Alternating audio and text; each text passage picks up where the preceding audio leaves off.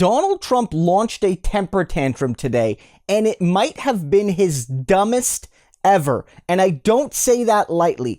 He is trying to suggest that a routine procedure in Wisconsin somehow proves that he won the state of Wisconsin. I want to read it out to you. It says, Wisconsin has just canceled 205,000 voter registrations because they say they could not find the voters. Why did they wait until after the election?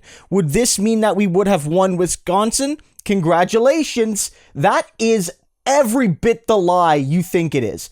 Every part of that statement is either a lie or wrong. These people were not removed from the voter registration lists because they couldn't find their votes. They were removed because they had been inactive for a certain period of time. Now, for me, I don't necessarily agree with this.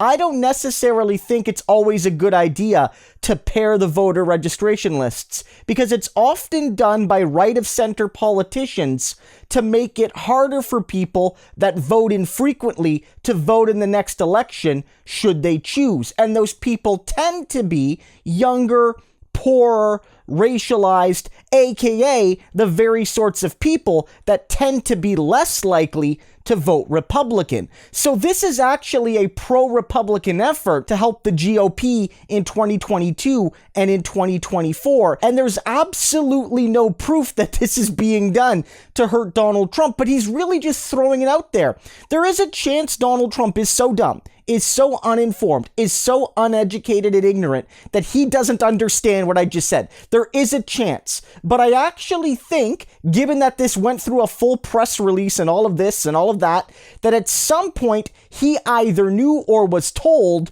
why these 200,000 plus people were removed from the list. But Trump thought to himself, I know this, that even if I know it's false, enough of my supporters, my dumb supporters, will believe it, will like and retweet this, and I can send this out in a fundraising email saying the Democrats and the rhinos are trying to cover up what they did in November by taking these people off now. If they did it before January, we would still be in power.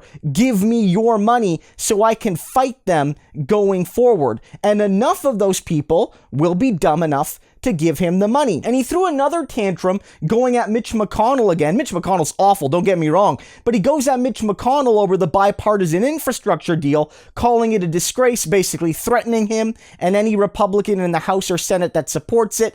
And it's just so obvious that he's screaming into a void, that millions of people are listening to Trump. Millions of people are. There's still a lot of his supporters, but the people with the actual levers of power don't give a damn anymore.